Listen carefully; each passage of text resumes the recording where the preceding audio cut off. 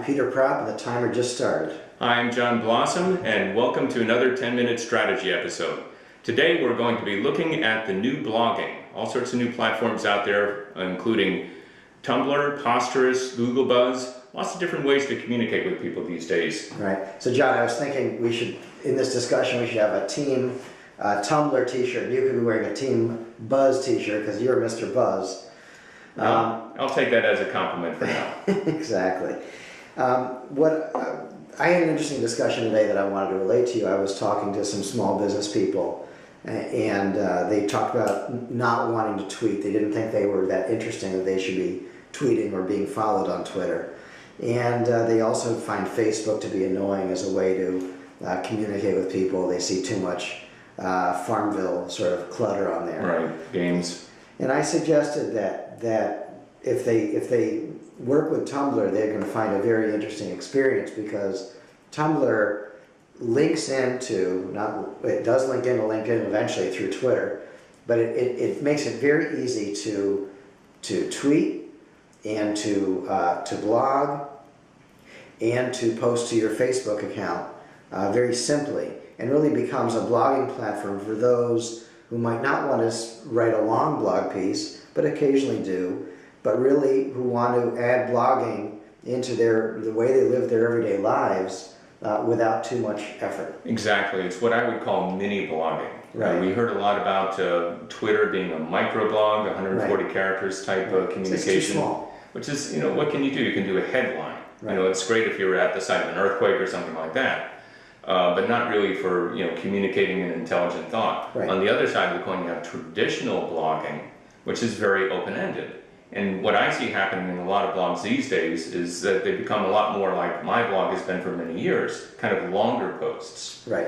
And that's fine, but who has time to read that? You're going to do that maybe once or twice a week. Something like a Tumblr platform or a Google Buzz seems to have the ability to allow people to say, this is an important link, this is an important thought, get out a paragraph or two, and as you said, distribute it to other platforms. Right. What I especially like about Tumblr, which I don't think Buzz does quite as well at this point, although I think there are some plugins that do it, Tumblr has a bookmarklet application, so that's a bookmark that runs right on the top line of your browser, and when you come across it in your surfing day, an article of interest, a blog of interest, a vendor who sells something you find fascinating, you click on this button that says Share on Tumblr, and it opens up a little box that takes the headline of that article and a link to that article embedded, and gives you a box where you can post a photo, you could write a quote, you can draw attention back to your business,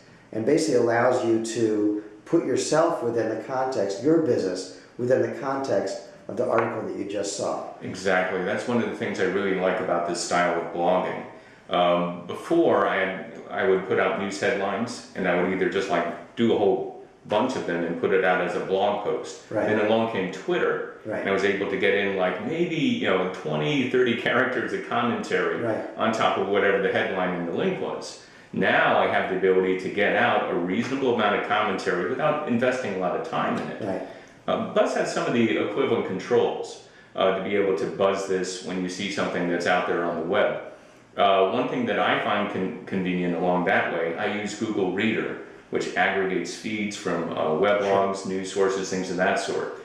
And in Google Reader, I have the ability to go out there and comment on something that I've seen in Google Reader. That can automatically be picked up and put into my Buzz stream. Right. And in Buzz, I can also embed pictures that have been in the post that I've been linking to automatically as well, which is kind of handy. Right, and one of the ways that I think Tumblr complements Twitter quite well, because Twitter is such a great audience, and it's very simple to follow someone new, where if you search on something within Twitter, you find something that's on your topic, you can add them to your post. So you could, by tumbling, you could end up with a lot more Twitter followers. In fact, I would not recommend tumbling without a Twitter account. That would be a tremendous waste of time.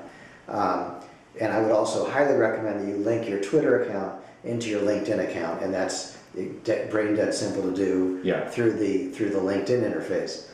But by posting via Tumblr, it pops in a link into Twitter that refers back to your page, so you don't have to worry anymore about the 140 characters. It's basically going to put on Twitter the first little bit and a link. It's always going to put in a link. It's going to send you right back to your Tumblr, and then you can have 140, 240, 340, as long as you want to go within that context. And it just takes a lot of the worry out of, or pain in the neckness out of tweeting. Exactly, and what's nice about Tumblr on top of that is that when people come into Tumblr from your links in Twitter, they see your page, and your page has some ability to be customized in Tumblr. Yes. So you get a little bit of branding on your commentary on top of it. Right. So typically what happens, people see the headline in Twitter, they click over to something like Tumblr or Buzz, they see your little blurb, and in Tumblr they see, oh, this is kind of Peter's brand. Right. So you've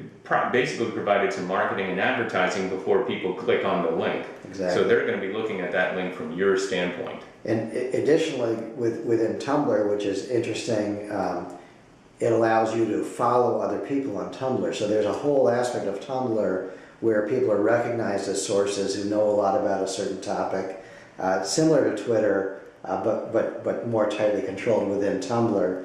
And it's a worthwhile thing. They also actually allow you to pay to be in a directory of known sources. So if you've got money to spend on that, it's probably worthwhile to be known as a paid expert. Exactly. And the ability to build your brand there is very powerful as a result.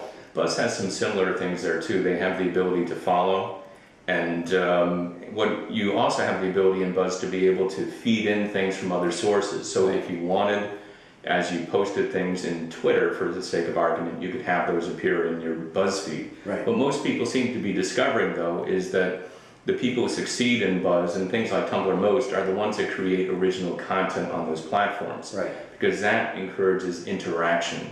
Right. And I think that's one of the most encouraging things about these platforms. It's not just posting out links, it's getting real good commentary streams as well. Right. I think that's one of the most exciting things, is that people read these things. They actually do read what people put out in Tumblr and Buzz, and real people with real good opinions tend to interact with them. Just to poke on a little bit, the Tumblr to, or the Buzz to Twitter connection and the Tumblr to Buzz connection doesn't seem to be that strong yet. From what I've seen, you see that working pretty well? You kind of have to learn how to do it right. And there are different tools that can help you do it in Buzz. What I do typically in Buzz, I build my Buzz post. They have a link that allows you to create a landing page that has a link. Then I use a tool like Bitly to tweet my Buzz. So I go out there, I create the page, I Bitly it, I may even add a little bit of commentary on top of that in the space that's left over, and then I just hit the button on Bitly. So it's a little bit more disjointed that way, but it's doable. So that's going from, that's the Buzz-centric view. So Buzz out through Twitter, and you know how to do that. What I'm looking for is how simple can I make it? If I start on Tumblr, and I go out from Tumblr to Facebook, Twitter to LinkedIn, I want to be able to go Twitter to Buzz as well, and that connection doesn't seem to be that tight. Well, it's very doable. You can go Twitter to Buzz in one click. Okay. It's not difficult. The question is, how do you want to treat your audiences and where? And if you're Tumblr-centric, maybe you want to feed your Tumblr into your Buzz. If you're Buzz-centric, maybe you want to feed your Buzz into other platforms. Your starting point. I tend to use Buzz as my general focus and then feed it out into other places. Well, John, I think that this has been a really good discussion. I look forward to having more of these with you. And I see that our time is about to run down. It's 4, 3, 2, 1. And what I think what we're going to have to do off screen is have a wrestling match over which is better, Buzz or Tumblr. Well, we'll let the audiences decide for themselves, and we can help you figure it out. All right, give us a call at shore.com. Thanks very much.